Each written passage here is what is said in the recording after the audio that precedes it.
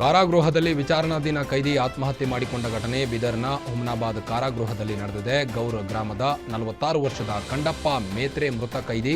ಜೈಲು ಸಿಬ್ಬಂದಿ ನಿರ್ಲಕ್ಷ್ಯ, ಸಹ ಕೈದಿಗಳ ಕಿರುಕುಳದಿಂದ ಕಂಡಪ್ಪ ಸಾವನ್ನಪ್ಪಿದ್ದಾನೆ ಎಂದು ಕುಟುಂಬಸ್ಥರು ಆರೋಪಿಸಿದ್ದಾರೆ. 2025ರ ಏಪ್ರಿಲ್ 14ರಂದು ತಾಯಿ ಸುಂದರಾಬಾಯಿ ಕೊಲೆ ಕೇಸಲ್ಲಿ ಜೈಲು ಸೇರಿ ವಿಚಾರಣೆ ಎದುರಿಸುತ್ತಿದ್ದ ವಿಚಾರಣೆ ಹಿನ್ನೆಲೆ 2.5 ತಿಂಗಳ ಹಿಂದೆ ಹುಮ್ನಾಬಾದ್ ಜೈಲು ಸೇರಿದ್ದನು. ಸಹ ಕೈದಿಗಳ ಕಿರುಕುಳಕ್ಕೆ ಬೇಸತ್ತು ನಿನ್ನೆ ಸಂಜೆ ಮರ ಏರಿ ಬಿಲ್ಡಿಂಗ್ನಿಂದ ಜಿಗಿದು ಮೃತಪಟ್ಟಿದ್ದಾನೆ. ಸಹ ಕೈದಿಗಳ ಕಿರುಕುಳ ಕುರಿತು ಜೈಲರ್ ಗಮನಕ್ಕೆ ತಂದರೂ ಕ್ರಮ ಕೈಗೊಳ್ಳದ ಹಿನ್ನೆಲೆ ಸಾವನ್ನಪ್ಪಿದ್ದಾನೆ ಎಂದು ಆರೋಪಿಸಲಾಗಿದೆ.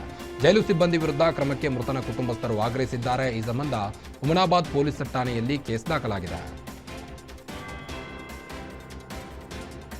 ರೂಟ್ ಬಸ್ ಬೇರೆ ಊರಿಗೆ ವರ್ಗಾಯಿಸಿದ್ದಕ್ಕೆ ಸರ್ಕಾರಿ ಬಸ್ ತಡೆದು ವಿದ್ಯಾರ್ಥಿಗಳು ಪ್ರತಿಭಟನೆ ಮಾಡಿದ್ದಾರೆ. ಈ ಘಟನೆ ಬಳ್ಳಾರಿ ಜಿಲ್ಲೆಯ ಕರ್ಚೇಡು ಗ್ರಾಮದಲ್ಲಿ ನಡೆದಿದೆ. ಏಕಾಏಕಿ ಡಿಪೋ ಮ್ಯಾನೇಜರ್ ಹೇಳಿದ್ದಾರೆಂದು ಕರ್ಚೇಡು ಗ್ರಾಮಕ್ಕೆ ಬರುತ್ತಿದ್ದ ಬಸ್ ಬಸರಕೋಡು ಗ್ರಾಮಕ್ಕೆ ವರ್ಗಾಯಿಸಿದ್ದರಿಂದ ವಿದ್ಯಾರ್ಥಿಗಳು ಪ್ರೊಟೆಸ್ಟ್ ಮಾಡಿದ್ದಾರೆ.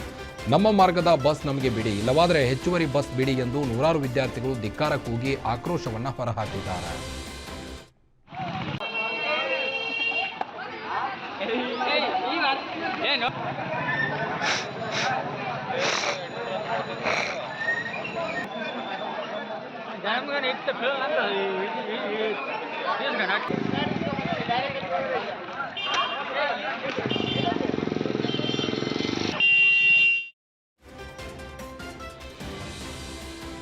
ಗೋವಿನ ಜೋಳ ಖರೀದಿ ಕೇಂದ್ರ ಸ್ಥಾಪನೆಗೆ ರೈತರು ಒತ್ತಾಯಿಸಿ ಧಾರವಾಡದ ಡಿಸಿ ಕಚೇರಿ ಎದುರು ರೈತರು ಪ್ರತಿಭಟನೆ ನಡೆಸಿದರು. ಇನ್ನು ಭಾರತೀಯ ಕಿಸಾನ್ ಸಂಘ ಕರ್ನಾಟಕ ಪ್ರದೇಶ ಸಂಘದಿಂದ ಪ್ರತಿಭಟನೆ ನಡೆಯಿತು.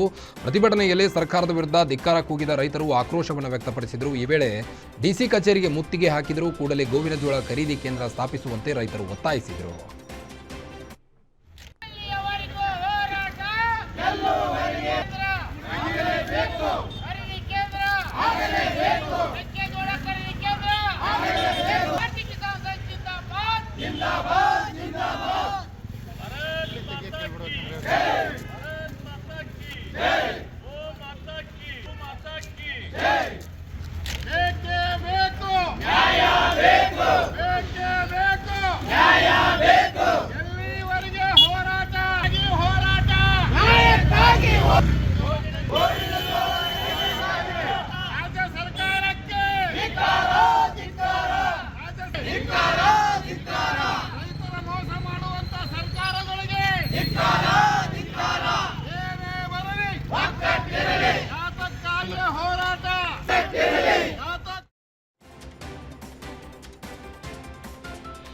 ಟಿಪ್ಪು ಜಯಂತಿಯಲ್ಲಿ ಭಾಗಿಯಾಗಿದ್ದ ಜೆಡಿಎಸ್ ಮುಖಂಡನ ಮೇಲೆ ಹಲ್ಲೆ ಸಂಬಂಧಿಸಿದಂತೆ ಹಲ್ಲೆ ಮಾಡಿದವರನ್ನ ಇನ್ನೂ ಬಂಧಿಸಿಲ್ಲ ಎಂದು ಸಂಬಂಧಿಕರು ಆಜಾದ್ ನಗರ ಠಾಣೆಗೆ ಮುತ್ತಿಗೆ ಹಾಕಿ ಆಕ್ರೋಶ ವ್ಯಕ್ತಪಡಿಸಿದ್ದಾರೆ. ದಾವಣಗೆರೆಯ ಭಾಷಾನಗರ 5ನೇ ಕ್ರಾಸ್ನಲ್ಲಿ ಘಟನೆ ನಡೆದಿದ್ದು, ಟಿ ಅಸ್ಗರ್ ಮೇಲೆ ತಲವಾರ್ನಿಂದ ಹಲ್ಲೆ ಮಾಡಿ ದುಷ್ಕರ್ಮಿಗಳು ಎಸ್ಕೇಪ್ ಆಗಿದ್ದರು.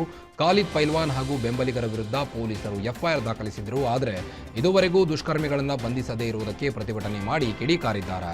ಇನ್ನು ಆರೋಪಿಗಳಿಗಾಗಿ 2 ತಂಡ ರಚನೆ ಮಾಡಲಾಗಿದ್ದು, ಆರೋಪಿಗಳನ್ನು ಬಂಧಿಸಿ ನ್ಯಾಯ ಕೊಡಿಸುವುದಾಗಿ ಡಿವೈಎಸ್ಪಿ ಶರಣಬಸಪ್ಪ ತಿಳಿಸಿದ ಬಳಿಕ ಪ್ರತಿಭಟನೆ ಕೈಬಿಟ್ಟಿದ್ದಾರೆ.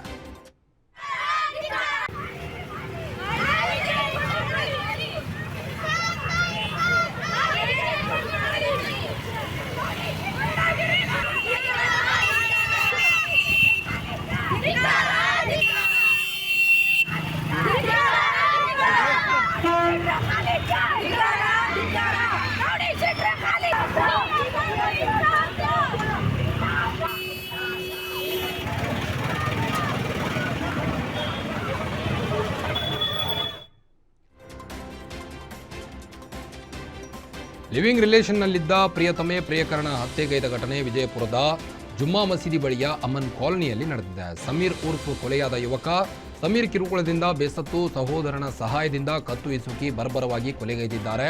ತಯ್ಯಬಾ ಬಾಗ್ವಾನ್ ಎಂಬ ಮಹಿಳೆಯಿಂದ ಕೃತ್ಯ ನಡೆದಿದೆ ಎಂದು ಮಾಹಿತಿ ತಿಳಿದು ಬಂದಿದೆ. ಸಮೀರ್ ಕಿರುಕುಳದಿಂದ ಬೇಸತ್ತು ಕೊಲೆ ಮಾಡಿದ್ದಾಗಿ ಪೊಲೀಸರ ಬಳಿ ಹೇಳಿಕೊಂಡಿದ್ದಾಳೆ. ಸ್ಥಳಕ್ಕೆ ಗೋಲ್ ಗುಂಬಜ್ ಪೊಲೀಸರು ಭೇಟಿ ನೀಡಿ ಪರಿಶೀಲನೆ ನಡೆಸಿದ್ದಾರೆ. ಈ ಸಂಬಂಧ ಗೋಲ್ ಗುಂಬಜ್ ಪೊಲೀಸ್ ಠಾಣೆಯಲ್ಲಿ ಪ್ರಕರಣ ದಾಖಲಾಗಿದೆ.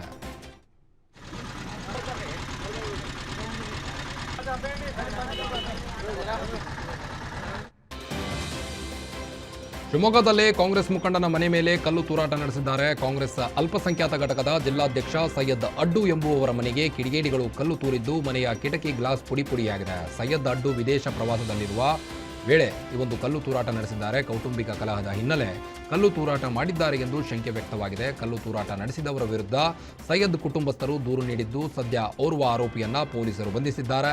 ಈ ಸಂಬಂಧ ಶಿವಮೊಗ್ಗ ದೊಡ್ಡಪೇಟೆ ಪೊಲೀಸ್ ಠಾಣೆಯಲ್ಲಿ ಕೇಸ್ ದಾಖಲಿಸಿಕೊಂಡಿದ್ದಾರೆ.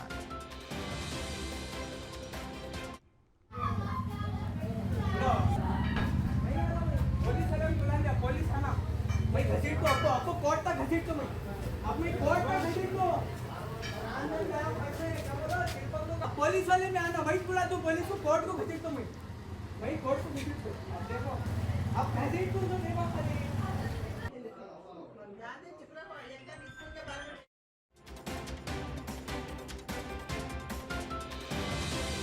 ಕೆಂಪೇಗೌಡ ಏರ್ಪೋರ್ಟ್ನಲ್ಲಿ ಸೈಡ್ ಪಿಕಪ್ ಹಾವಳಿ ಮಿತಿ ಮೀರಿದೆ. ಪ್ರಯಾಣಿಕರನ್ನ ತಮ್ಮ ಕಾರಿಗೆ ಕರೆದುಕೊಂಡು ಹೋಗಬೇಕು ಎಂಬ ವಿಷಯಕ್ಕೆ ಜಿದ್ದಿಗೆ ಬಿದ್ದ ಕ್ಯಾಬ್ ಚಾಲಕರಿಬ್ಬರು ಚಾಕು ಹಿಡಿದು ಹೊಡೆದಾಡಿಕೊಂಡಿದ್ದಾರೆ. ದೇವನಹಳ್ಳಿ ಬಳಿಯ ಕೆಂಪೇಗೌಡ ಅಂತಾರಾಷ್ಟ್ರೀಯ ವಿಮಾನ ನಿಲ್ದಾಣದಲ್ಲಿ ಘಟನೆ ನಡೆದಿದೆ.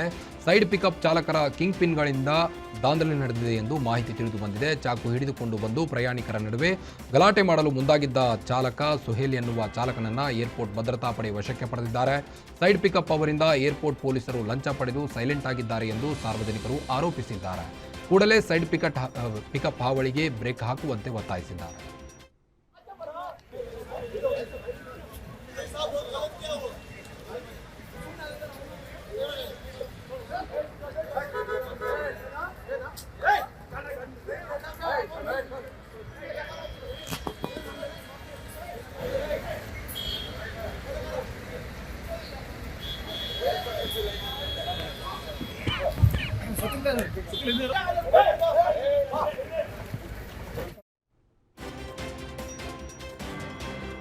ಎರಡೂ ಬೈಕ್ಗಳು ಮುಖಾಮುಖಿ ಡಿಕ್ಕಿಯಾಗಿ ಮೂವರು ಗಂಭೀರ ಗಾಯಗೊಂಡಿದ್ದಾರೆ. ಚಿತ್ರದುರ್ಗ ಜಿಲ್ಲೆಯ ದೊಡ್ಡೇರಿ ಬಳಿ ಘಟನೆ ನಡೆದಿದ್ದು, ಅಪಘಾತದಲ್ಲಿ ಉಪ್ಪಾರಹಟ್ಟಿಯ ಈರಣ್ಣ ತುಳುಕು ಗ್ರಾಮದ ಶ್ರೇಯಸ್ ಹಾಗೂ ರವಿ ಗಾಯಗೊಂಡಿದ್ದು, ಗಾಯಾಳುಗಳನ್ನು ಚಳ್ಳಕೆರೆ ಆಸ್ಪತ್ರೆಗೆ ದಾಖಲಿಸಲಾಗಿದೆ. ಅತಿಯಾದ ವೇಗ ಹಾಗೂ ಚಾಲಕನ ಅಜಾಗರೂಕತೆಯಿಂದ ಅಪಘಾತ ಸಂಭವಿಸಿದೆ ಎಂದು ಮಾಹಿತಿ ತಿಳಿದು ಬಂದಿದೆ. ಸ್ಥಳಕ್ಕೆ ಚಳ್ಳಕೆರೆ ಪೊಲೀಸರು ಭೇಟಿ ನೀಡಿ ಪರಿಶೀಲನೆ ನಡೆಸಿದ್ದಾರೆ. ಈ ಸಂಬಂಧ ಚಳ್ಳಕೆರೆ ಪೊಲೀಸ್ ಠಾಣೆಯಲ್ಲಿ ಕೇಸ್ ದಾಖಲಾಗಿದೆ. ಧರ್ಮಸ್ಥಳಕ್ಕೆ ತೆರಳುತ್ತಿದ್ದ ಕೆಎಸ್ಆರ್ಟಿಸಿ ಬಸ್ ಮಾರ್ಗ ಮಧ್ಯೆ ಪಲ್ಟಿಯಾಗಿದೆ. ಉತ್ತರ ಕನ್ನಡ ಜಿಲ್ಲೆಯ ಹೊನ್ನಾವರ ತಾಲೂಕಿನ ಸೂಳೆಮೂರ್ಖಿ ಕ್ರಾಸ್ ಬಳಿ ಅಪಘಾತ ಸಂಭವಿಸಿದೆ. ಬಾದಾಮಿಯಿಂದ ಧರ್ಮಸ್ಥಳಕ್ಕೆ ತೆರಳುತ್ತಿದ್ದ ಕೆಎಸ್ಆರ್ಟಿಸಿ ಬಸ್ ಪಲ್ಟಿಯಾಗಿ ಬಸ್ನಲ್ಲಿದ್ದ ಸುಮಾರು 29 ಪ್ರಯಾಣಿಕರು ಗಾಯಗೊಂಡಿದ್ದಾರೆ. ಗಾಯಾಳುಗಳನ್ನು ತಕ್ಷಣ ಹೊನ್ನಾವರ ಸರ್ಕಾರಿ ಆಸ್ಪತ್ರೆಗೆ ದಾಖಲಿಸಿ ಚಿಕಿತ್ಸೆ ನೀಡಲಾಗುತ್ತಿದೆ. ಈ ಸಂಬಂಧ ಹೊನ್ನಾವರ ಪೊಲೀಸ್ ಠಾಣೆಯಲ್ಲಿ ಕೇಸ್ ದಾಖಲಾಗಿದೆ. ಹೋರಿ ಹಬ್ಬಕ್ಕೆ ಹೋಗಿ ಬರುತ್ತಿದ್ದ ವೇಳೆ ಬೈಕ್ ಮತ್ತು ಬುಲೆರೋ ನಡುವೆ ಭೀಕರ ಅಪಘಾತ ಸಂಭವಿಸಿದೆ. ಶಿವಮೊಗ್ಗ ಜಿಲ್ಲೆಯ ತರಲಘಟ್ಟ ಕ್ರಾಸ್ ಬಳಿ ಘಟನೆ ನಡೆದಿದ್ದು, ಅಪಘಾತದಲ್ಲಿ ಅಭಿಷೇಕ್ ಸಾವನ್ನಪ್ಪಿದ್ದು, ಧನುಷ್ ಸ್ಥಿತಿ ಗಂಭೀರವಾಗಿದೆ. ಗಾಯಾಳು ಧನುಷ್ ಹಾಗೂ ಮೃತ ಅಭಿಷೇಕ್ನನ್ನ ಶಿವಮೊಗ್ಗ ಜಿಲ್ಲಾಸ್ಪತ್ರೆಗೆ ದಾಖಲಿಸಲಾಗಿದೆ. ಘಟನೆಗೆ ಸಂಬಂಧಿಸಿದಂತೆ ಶಿಕಾರಿಪುರ ಗ್ರಾಮಾಂತರ ಠಾಣೆಯಲ್ಲಿ ಕೇಸ್ ದಾಖಲಾಗಿದೆ.